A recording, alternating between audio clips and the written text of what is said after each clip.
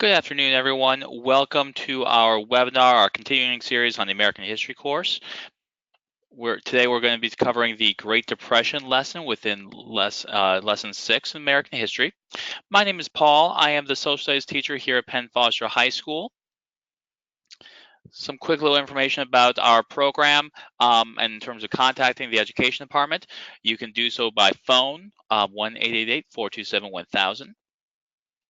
We have a couple of other options as well. You can find answers, you can find chat, and also send email through your help and support page. And on our high school webinar schedule on your program and courses page, you'll also be able to set up appointments, view live help sessions, as well as webinars just like this one. You can also text the word LEARN to 39033, again, in order to be able to get any additional help from the high school team.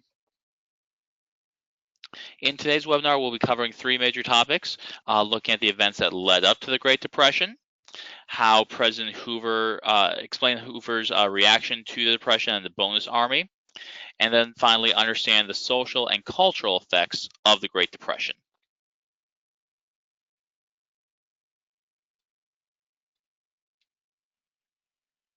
So first, let's talk about what happened. It wasn't a simple one event caused the Great Depression. It was a continuous progression of bad economic news that led to the Great Depression, not only in the United States but also worldwide. So the story begins really with the boom of the 1920s. We are involved in a time in which American industries are producing, our American families are doing well, homes are being bought. We are generally in a very good economic period. The stock market actually triples in the second half of the decade. So looking at the amount of production, looking at the amount of buying power of the American consumers, really drives the American economy. And President Hoover, during his election in 1928, having been Commerce Secretary beforehand, made a prediction that he was going to see the end of poverty during his administration, that he would be able to help with his economic plans, be able to bring an end to poverty, which ends up being an ominous prediction, to say the least.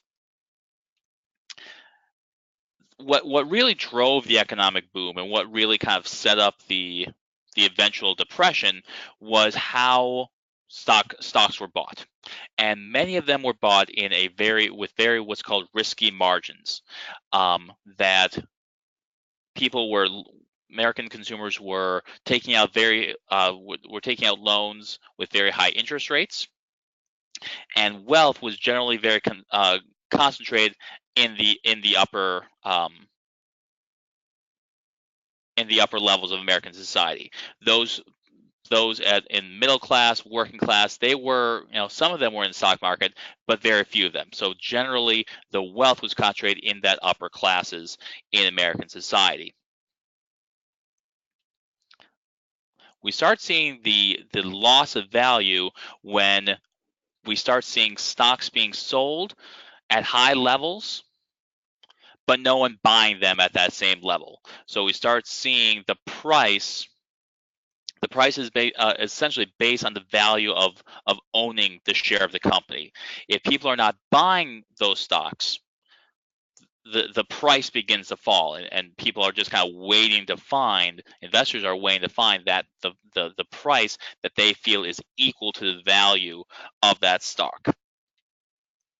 And within just 10 weeks of the stock market crash in 1929, we see the stock market value cut in half. So the real value of these industries that were booming during most of the 1920s, all of a sudden, when the stock market begins to crash, we see the value of those stocks, the values of the shares of the company, cut in half, which is devastating for many of those who were in the stock market, in those industries, all of a sudden seeing the value of their products being that much lower. But that's not the real reason for the Great Depression. Yes, that was bad. It's very similar to what happened back in 2009 when the stock market uh, crashed. There's even more that happens that leads us to the Great Depression, that leads us to an even worse um, economic future, because, as I mentioned before, there is a limited number of people in the stock market. The real danger came when the banks were in those same risky loan propositions. That as soon as they started losing their own money, they were not able to collect on loans that they had given to American consumers and American stockbrokers. They ended up not having money themselves and thus having to close their doors. This is one of the big differences between what happened in the Great Depression and what happened back in 2009, or 2008, 2009, I should say. The banks are federally insured now, and so they did not have to close. They did not close. So the danger was that not only were banks closing, not only were the wealthiest Americans losing their stock prices, but average Americans, once those banks closed, their money was gone. All the savings that they had in their bank accounts all of a sudden vanished because their banks were closed, because they were not federally insured at that time. So Americans can no longer buy their own goods, their own services, and no longer could make payments on their loans that they had. So it became an even greater circular effect on the American economy. Because Americans could not buy their goods and services, the businesses that relied on American consumers end up losing money, producing less, and having to cut their own jobs, again causing a more and more economic slowdown, which led to even more stock market losses, which led to even more value, even less value for American industries, thus having, unfortunately, more unemployment, higher unemployment.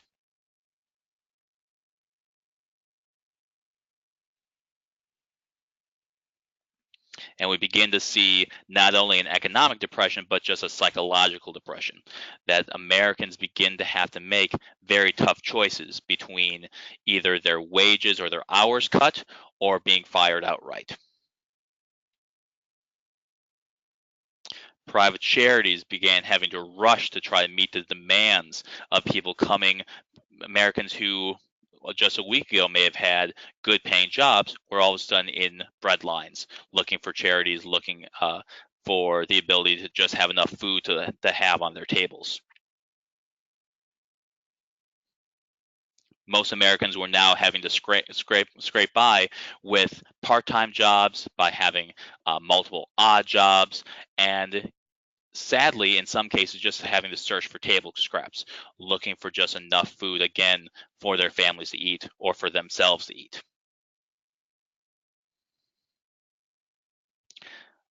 And even though there are many people in general having hard times, there are even some people who had worse times. Midwest farmers were hit not only by the economic depression, but also an environmental disaster, being the Dust Bowl.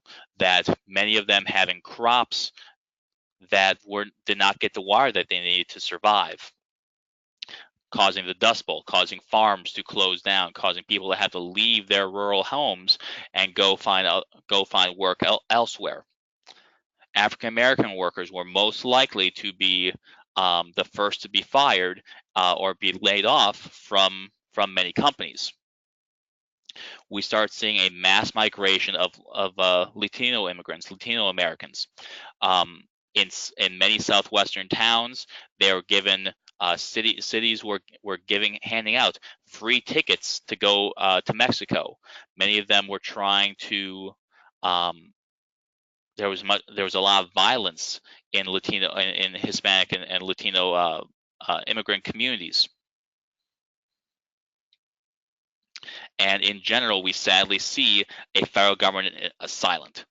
As I mentioned before, Hoover, who just became president just a year beforehand, before this Great Depression, he running for election, he was the architect of the American economic system of the 1920s as a Commerce Secretary over the past administration. He was able to show himself as a rugged individualist, someone who was going to be able to lead American prosperity. He all of a sudden sees a much different economic picture, and the philosophy of the American economy became much different with this Great Depression. And so Hoover and his administration, very slow, very quiet about how to resolve the issues that had come that they had never seen before in the American economy. And that leads me to our first poll question. What was a factor that led to the growing Great Depression? Give you guys about 30 seconds or so to pick the option. Which one is a factor or was a factor in the growing Great Depression?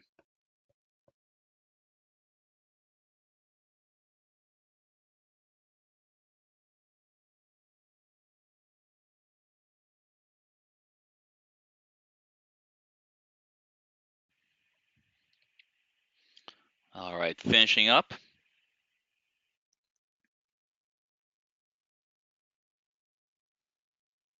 Okay, so thank you very much. Absolutely correct, all of you. Thank you very much. Businesses producing far less. So banks were certainly, unfortunately, having to close, so they weren't able to give any type of money for people who had savings account in their banks. And Americans were unfortunately the loans that they had were unfortunately ones that they could not pay off. So thank you very much. Any questions as we continue on?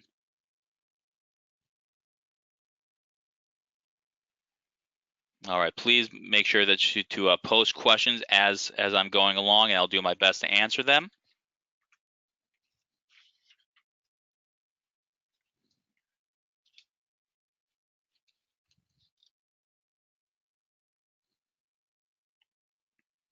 So that brings us to the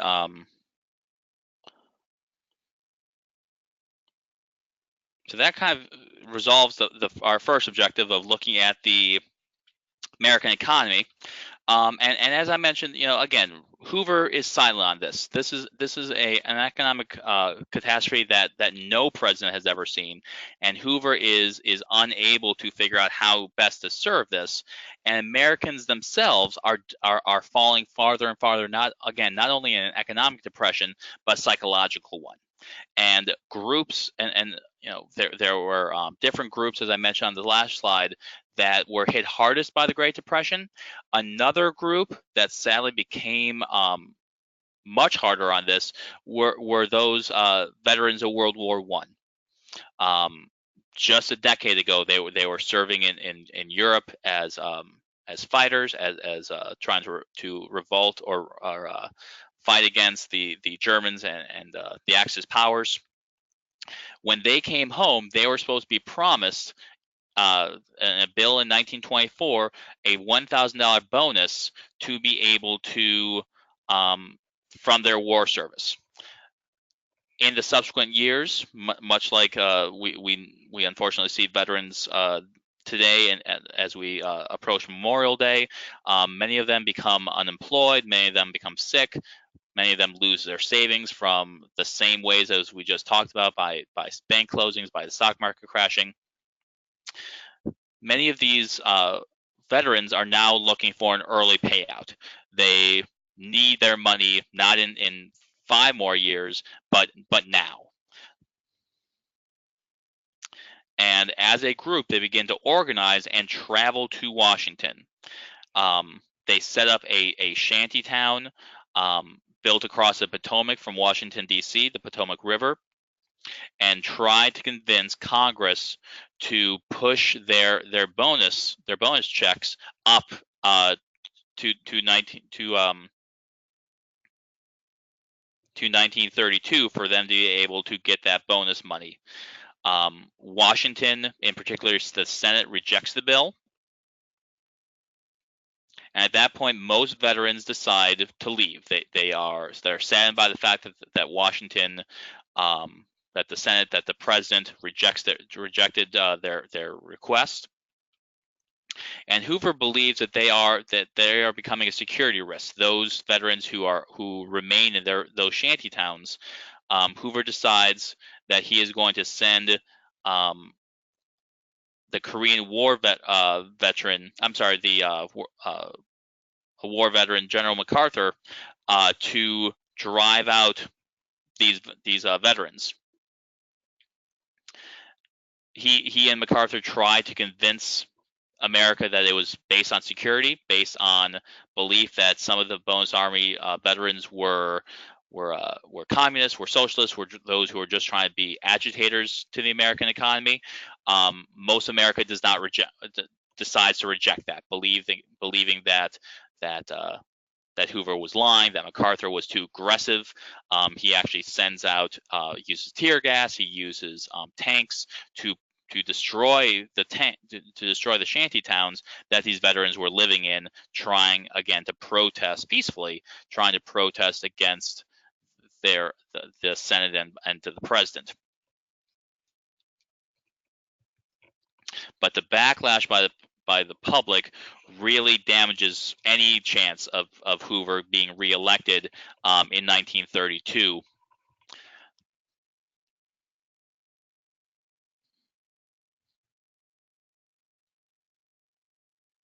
Now, by 1932, as again Hoover is starting to ponder re-election or think about how to get reelected, he does try to promote a limited intervention in the U.S. economy. Generally, Hoover believes in what's called rugged individualism, that there should not be any government intervention. This was sort of the story of the 1920s. That the American economy did not need intervention by the government. After decades of progressive reforms, of government intervention in business, government regulation of business, the 1920s were based on this idea of rugged individualism, that to reduce regulations, reduce the need of government to be involved in the economy. If it allowed businesses to manage themselves and manage the economy, that would work out just fine. Obviously, this does not work long term, and certainly didn't work during the Great Depression. That Hoover did not believe that anything that the federal government could do or should or was able to do was going to help the American economy. That was only based on this idea of again, rugged individualism. What Americans would be able to solve America's problem. Charities should be there to help those who are needing, and American businesses would eventually be able to start hiring again, be able to start producing more. So eventually, Hoover believed that this idea of rugged individualism would carry the day, that it would eventually resolve the problems that were occurring in the American economy. Again, Hoover begins to move away from that belief. His first act with Congress is the Hawley-Smoot tariff, which adds a tax onto all goods and all goods produced overseas coming to the United States. It's Hoover's attempt to try to drive more people to American goods. So if Europe and Asia are producing goods that are cheaper than American goods, obviously Americans are going to want to buy those goods. But with this tariff, not only are European and other products raising prices, but American goods are also raising prices, which makes the Great Depression even worse. Americans are not able to buy the products that they need, or buy the services they need, or the goods that they need, because of this tariff, because of the increased price. In the 1931 budget that the president sends to Congress, he called for a cutting of spending and also for raising taxes. So both of those are again a disaster on the American economy, because American people, the services that the government was providing are suddenly cut, and the taxes that people are already not able to pay are now going up, or the people who have money, have an income, are now having their taxes even raised even higher. The other main thing that Hoover tried to do to help the economy was the Reconstruction Finance Corporation Act, in which he freed up money to be able to loan to banks for them to be able to open, for corporations for them to be able to start producing more, perhaps hire more people, and then also for state governments to be able to provide these services that states typically were in charge of providing. Most of those social services most of those social services that the states are meant to provide. The act also created public works projects like the Hoover Dam and the Golden Gate Bridge, but it did not go far enough in terms of providing actual federal aid to individuals. It was primarily just for private or public services, or businesses, I should say. So it wasn't actually going towards the American people. That wasn't just like the taxes took money out of the pocket of Americans. This act was not putting money back into the pockets of Americans, and so the impact was not great enough for Hoover to be able to show any type of victory and show any type of vision of how he was going to help America get out of the Great Depression. And that kind of sets the stage for the election of 1932, in which Hoover is nominated by the Republican Party for re-election, primarily because no other Republican felt that they could win the presidency. And on the other side, Franklin Roosevelt, who was governor of New York, who had made his own types of services at the state level that helped New York kind of limit the negative effects of the Great Depression. So Roosevelt sort of took his vision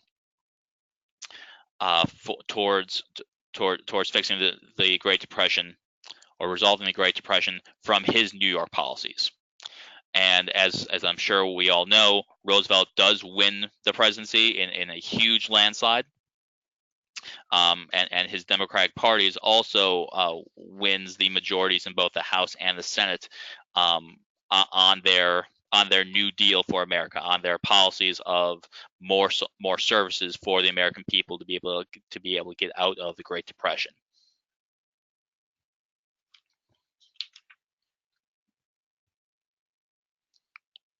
Before we go on to the final section,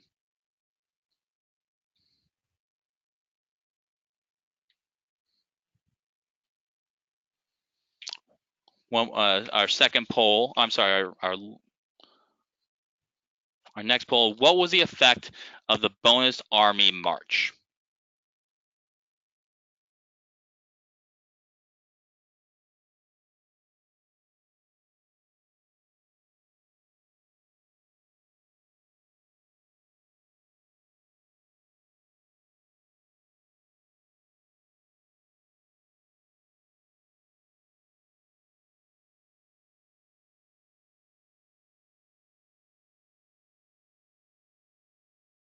So thank you. The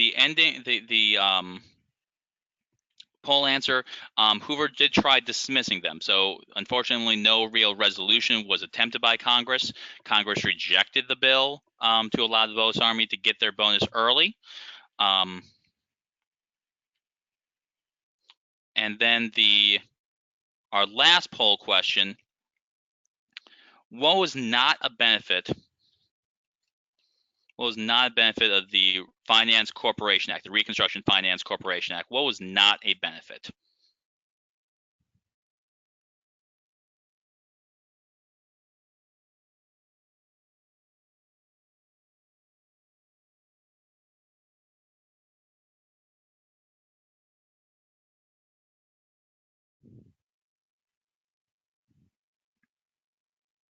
Okay, closing up. So this one, that the aid did not get provided to individuals. Money went towards public works, they went towards banks and corporations, but none to individuals. So the final section, any questions as we kind of go into our last section of our webinar today? Doesn't look like any at the moment. So our last section is kind of looking at the social and cultural effects of the Great Depression. So first of all, there was as I mentioned, it wasn't just an economic problem; it became social and cultural as well. There were a number of health concerns that, including suicide rates, were increasing among Americans. Many people were no longer able to afford doctor's visits, weren't able to pay for proper nutrition for themselves or for their children, and alcoholism and cigarette smoking came on the rise during the Great Depression as well. We also saw a rise in crime rate as many more and more desperate people began to make more and more desperate decisions about their lives. We also see a change in education, that college enrollment dropped significantly during the Great Depression. More boys end up being in high school because they're no longer able to go out and find jobs once they're old enough, into their teenage years. So they stay in high school. In general, we also see general cuts in public funding. So cuts in public education results in the changes of education. So much like what we saw in the last decade or so with the recession that we had starting in 2008 and 2009. We also saw very large demographic changes, that marriages had become far more delayed, fewer smaller families, fewer children. And we see the rise of what's called a poor man's divorce, that a family is no longer able to really able to afford to go through an actual divorce. So we see the men of a family simply walking away from their family, simply just leaving their family and going for finding work other places, moving to different areas. So never very much fewer official divorces, but many people going through this poor man's divorce of knowing they can't afford to stay in the family, so they leave. As part of that, we see mass migrations, that the populations of New York City, of many small cities in New England, in the Great Plains, we see population drops. Partially, part of that is businesses closing in New York, jobs not available in New England, the droughts in the plain states and the farmlands. So they're looking for more opportunities. Very, very similar to what we saw when the American frontier was just being developed. More and more people just moving west, looking for opportunities after growing up in the East, not finding opportunities anymore, so they start moving westward. And then we also see older children moving as well. So those who are not staying in high school decide to move out to see if they're able to find greater opportunities elsewhere. In terms of cultural effects, we see rise in movies and radio. Sort of this idea of escapism, that people want to view other people. They want to view they want to see lives of different lives or different situations in movies and hear them on radio. We also, President Roosevelt sets up what he calls fireside chats, in which he goes on the radio and just talks about his programs, his new social programs, his New Deal, and kind of creates more and more popularity of him, not only himself, but also of his New Deal through his fireside chats. And in general, we see in newspapers and magazines the images of continued struggles of migrant families moving from place to place. books like The Grapes of Wrath, talking about the droughts on the plains, the Dust Bowl. So more and more imagery is available, starting during the 1920s or into the 1930s, I should say, as people continue to kind of try to work through the Great Depression best that they can. But as we go into lesson 6, you'll see the ways in which people are able to start working towards resolving the Great Depression and looking for solutions. And at this point, I thank you all for attending, and I am ready and here to answer any of your questions.